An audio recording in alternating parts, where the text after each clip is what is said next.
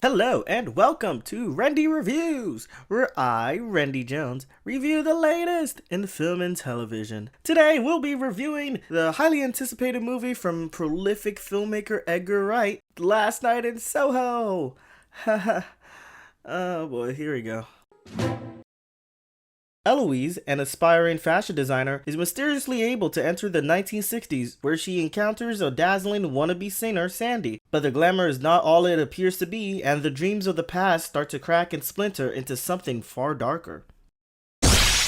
As of recent, Edgar Wright has been venturing out of his usual fare of comedy features and tackling other genres. In this year alone, he delved into documentary filmmaking with the Sparks Brothers, and now released his first psychological horror narrative feature, Last Night in Soho. Since this is his first time tackling this genre in a straightforward manner, many will be curious as to how Wright's signature style of filmmaking will translate. From a directional standpoint, it works exceptionally well. Wright's voice and style confidently carry the film in terms of style and pacing. All of his well-known trademarks are present tenfold, from his kinetic, quick edits to walk-on-scene transitions, to meticulous music cues that add weight to the scenes and the mindset of his lead, Eloise. There are even a few moments where he goes back to his Shaun of the Dead roots, channeling a state of claustrophobia and terror as ghoulish figures are trying to grab onto a character. Eloise, played by Thomasin Mackenzie, shares similar attributes with Wright, for they are both obsessed with the late 20th century scene as far as music and fashion go.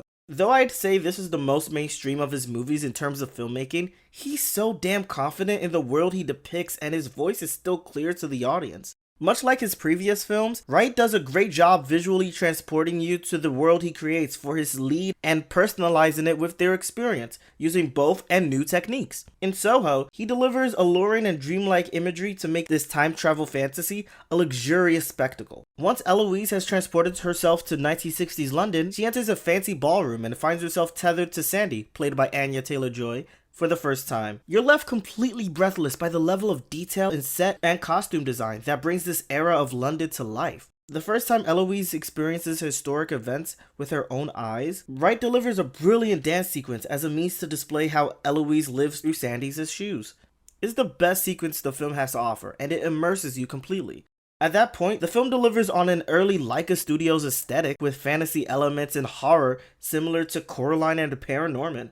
In a way, the film follows the same beats as Coraline, where the lead finds herself in a parallel world, which starts as a dream come true and slowly becomes her worst nightmare. When supernatural elements come to haunt her, the designs of the ghoulish figures look so similar to the zombies from Paranorman. Is this Edgar Wright's way of telling us he wants to do an animated feature? I hope so. When he does get to the horror elements, Wright delivers on some decently executed scares while encapsulating an unnerving atmosphere that's actually attuned to the film's central theme of female trauma. If you know me or have been following me on social media, you might know that I'm a huge Anya Taylor-Joy fan. As expected, she kills this role, expressing great range in movement, physicality, and vocal range. However, this is Thomasin Mackenzie's movie, and she naturally carries it.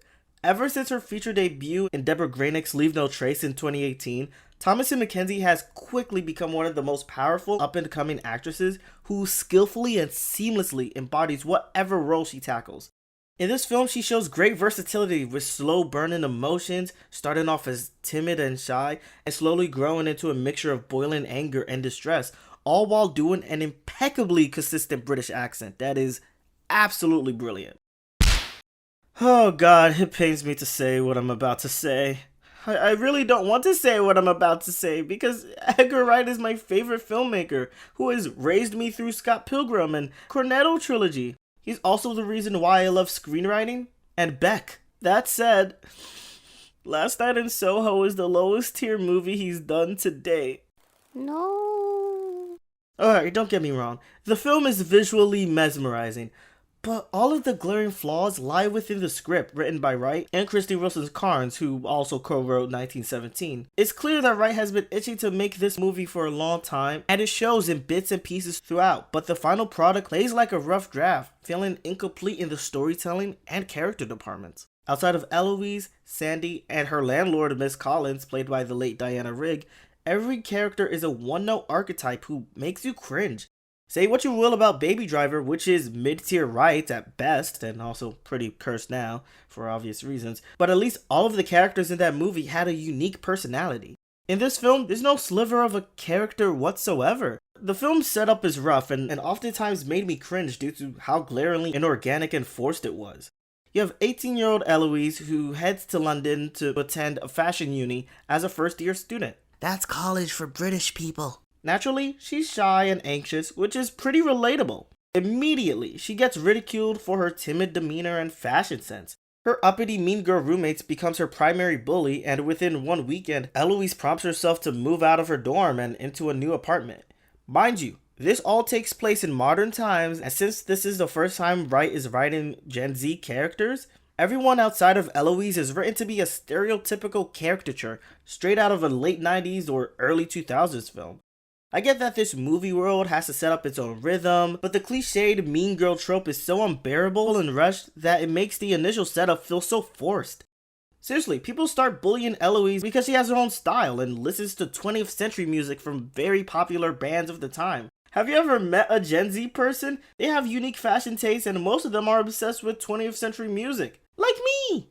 This is a uni where everyone specializes in fashion, yet the writing treats it like it's a high school. When Eloise goes back in time, the film fails to establish the rules regarding how she and Sandie are intertwined. The narrative is never clear about how it works.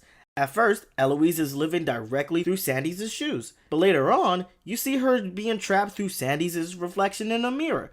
Other times, she's in her own shoes, watching Sandie's life from her own physical distance. The lack of consistency makes the story confusing and messy. By the time you get to the big reveal, it poses more questions than answers.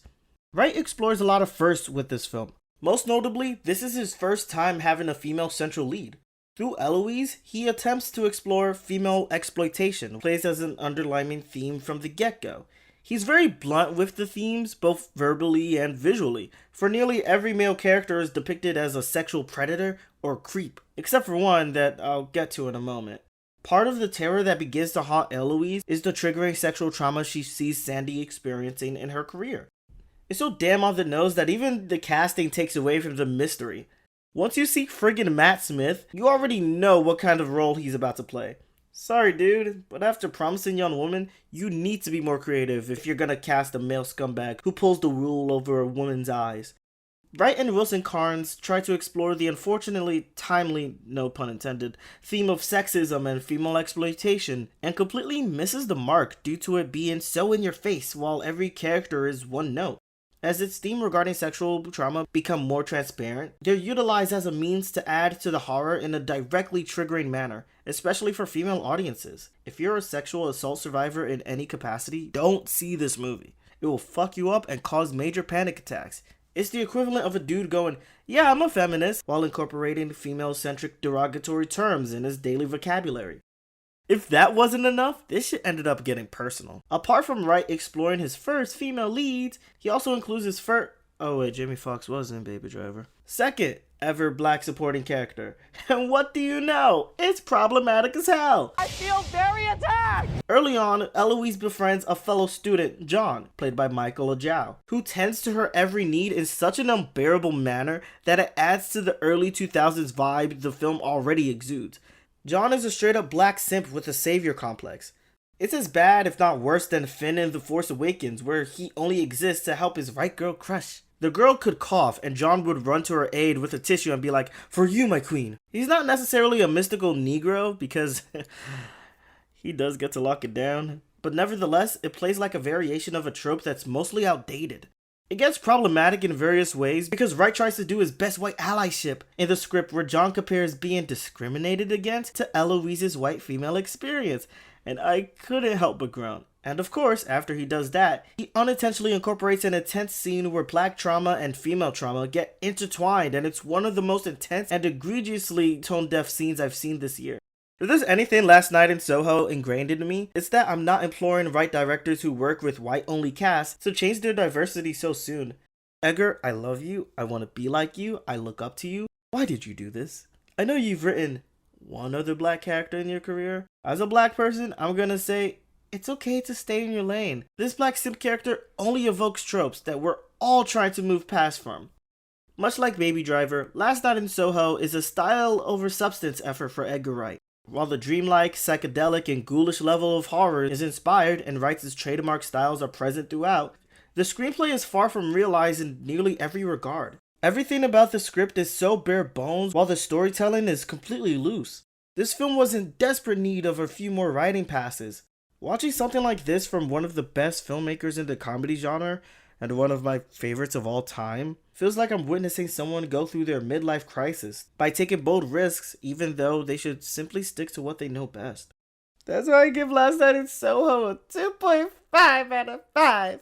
God, making this review hurt me more than it'll hurt you. If you're watching this video post or prior to the film's release, let me know what you think. Do you agree or disagree with my takes? Leave a comment in the comment section below. And hey, while you're here, be sure to like the video and subscribe to our channel. Or head on over to RendyReviews.com where you can find the written review of this film along with hundreds of more reviews. And hey, subscribe to our Patreon where you can get early access to written reviews, video reviews, and a bunch of other exclusive content that you don't want to miss. Thanks for watching, I'm Rendy Jones, and I'll see y'all next time.